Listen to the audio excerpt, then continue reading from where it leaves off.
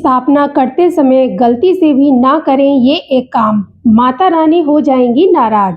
जय माता दी दोस्तों, चैत्र शुक्ल प्रतिपदा से नवरात्रों की शुरुआत हो रही है। 30 मार्च को शुरू होने वाले चैत्र नवरात्र में हिंदू नववर्ष के राजा और मंत्री सूर्य हैं। यह संयोग 10 साल बाद बन रहा है। काशी में चैत्र नवरात्र में 9 दुर्गा और 9 गौरी की पूजा का विधान है। माँ दुर्गा के 9 स्वरूपों का पूजन और आराधना शुरू होगी। पंचमी तिथि का लोप होने के कारण इस बार नवरात्र 9 की जगह 8 दिन का ही होगा। आचार्य ने बताया कि चैत्र शुक्ल प्रतिपदा से नवरात्र की शुरुआत होगी। पंचांग के अनुसार चैत्र महीने की शुक्ल पक्ष की प्रतिपदा तिथि की शुरुआत 29 मार्च को शाम 4:27 पर होगी और तिथि का समापन 30 मार्च दोपहर 12:49 पर होगा। वर्ष के राजा सूर्य हैं और नवरात्र की शुरुआत भी रविवार से हो रही है। यह एक दिव्यतम संयोग का निर्माण कर रहा है। माँ दुर्गा की पूजा कलश स्थापना के साथ होगी। कलश स्थापना के लिए सुबह से दोपहर तक का मुहूर्त मिलेगा। ज्योतिष आचार्य दैवज्ञ कृष्ण शास्त्री ने बताया कि 9 दिनों के नवरात्र में पंचमी तिथि का लोप होने के कारण 8 दिन का ही व्रत और पूजन होगा। अष्टमी तिथि का व्रत 5 अप्रैल और संधि पूजन 6 अप्रैल को होगा। नवमी तिथि और नवरात्रि का समापन 6 अप्रैल को होगा। श्री राम जन्मोत्सव भी 6 अप्रैल को मनाया जाएगा। इस पक्ष में पंचमी तिथि की हानि होने से यह पक्ष 14 दिन का ही रहेगा। माता का आगमन और गमन हाथी पर होने के कारण यह नवरात्रि शुभ फल देने वाले रहेंगे। घर परिवार में सुख शांति बनी रहेगी। धार्मिक मान्यता के अनुसार इस दिन ब्रह्मा जी ने सृष्टि की रचना की थी। इसी दिन मर्यादा पुरुषोत्तम भगवान श्री राम और धर्मराज युधिष्ठिर का राज्य अभिषेक हुआ था। नवरात्रि के 9 दिनों के दौरान माता दुर्गा की पूजा करने के साथ व्रत रखा जाता है। हालांकि नवरात्रि की पूजा तभी पूरी होती है जब इस दौरान घर में अखंड ज्योत और कलश स्थापना की जाती है। इन 9 दिनों के दौरान घर में हर समय अखंड ज्योत का जले रहना शुभ होता है। इसके अलावा नवरात्रि के पहले दिन घर में घट स्थापना की जाती है। कलश स्थापना के दौरान और उसके बाद 9 दिनों तक कुछ नियमों का पालन करना जरूरी होता है, नहीं तो पूजा को अधूरा माना जाता है और माता दुर्गा का भी आशीर्वाद नहीं मिलता। तो चलिए विस्तार से जानते हैं कि घट स्थापना के अहम नियमों के बारे में। तो चैत्र नवरात्रि कलश स्थापना का मुहूर्त। कलश स्थापना नवरात्रि की पूजा का एक महत्वपूर्ण हिस्सा होता है। इस दौरान विशेष मुहूर्त में कलश स्थापना करने से मां दुर्गा की कृपा प्राप्त होती है।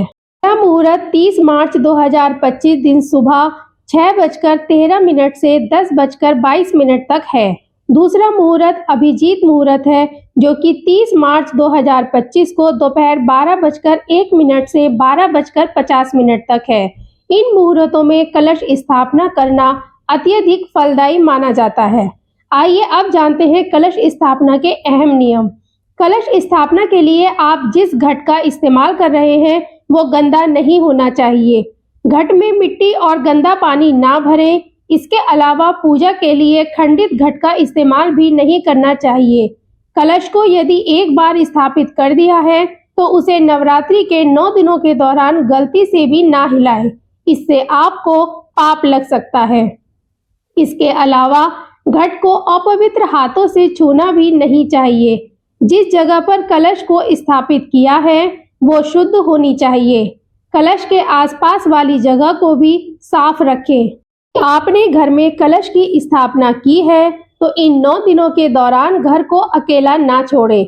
धार्मिक मान्यता के अनुसार घर को सूना छोड़ने से देवी नाराज हो सकती हैं। नवरात्रि के दौरान माता दुर्गा की पूजा करने के साथ कलश की भी नियमित रूप से पूजा करें।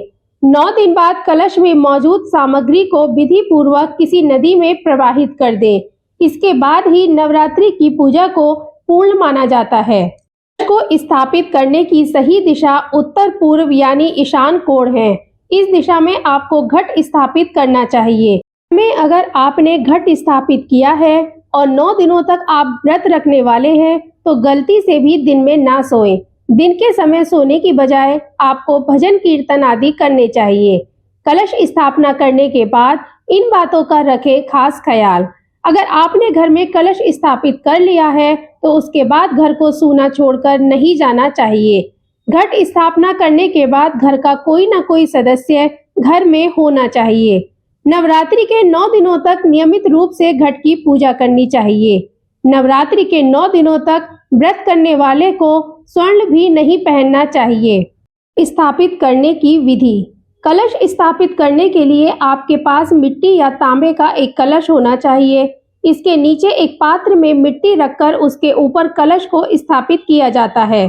इसके साथ ही आम के पत्ते, जौ, सिंदूर, जल, जौ सिक्का, लाल चुनरी, कलावा, मिट्टी कलश स्थापित करने से पहले आपके पास होना चाहिए। कलश स्थापित करते समय सबसे पहले थाली या थाली नुमा किसी बर्तन में मिट्टी आपको रखनी चाहिए और इसमें जौ डाल देने चाहिए। इस पात्र के मध्य में पानी से भरे कलश को आपको रखना चाहिए। कलश में अक्षत, सुपारी, इलायची और सिक्का आपको डालना चाहिए। इसके बाद कलश के मुख पर आम के पत्ते रखने चाहिए और उसके बाद नारियल को चुनरी से लपेटकर कलश के मुख पर रख देना चाहिए। फिर कलश पर कलावा बांधे और स्वास्तिक का चिन्ह बनाए। इस तरह आपका कलश स्थापित हो जाता है। ऐसा माना जाता है कि कलश में सभी देवी देवताओं का निवास होता है। ऐसे में अगर आप नवरात्रि के पहले दिन कलश स्थापित करते हैं तो सभी देवी देवता आपकी पूजा के साक्षी बन जाते हैं। इसलिए नवरात्रि की पूजा में कलश स्थापना का बड़ा महत्व है। माता के श्रृंगार के लिए आपको बिंदी, मेहंदी, सिंदूर, लाल चूड़ी, लाल चुनरी, बिछिया, माला, नाक की नथ, काजल, मेहंदी, नेल पॉलिश, लिपस्टिक, इत्र, पायल आदि चीजें पूजा स्थल पर रखनी चाहिए। नवरात्रि के दौरान माता को श्रृंगार सामग्री अर्पित करने से वैवाहिक जीवन में अच्छे बदलाव आते हैं। साथ ही अविवाहितों को योग्य जीवन साथी की प्राप्ति होती है। पहले कलश जहां बैठा रहे हो वहां पर मिट्टी में बालू सप्तमृतिका मिलाकर पीठ बना ले, यानी अच्छे से फैलाकर गोलाकार बना ले। बीच में थोड़ा सा गहरा रखें ताकि कलश सही से बैठ पाए। इससे पहले कलश को धोकर उसके ऊपर स्वास्तिक चिन्ह बनाएं और सिंदूर का टीका लगाएं। फिर इस कलश को मिट्टी से बनाए पीठ पर रखें।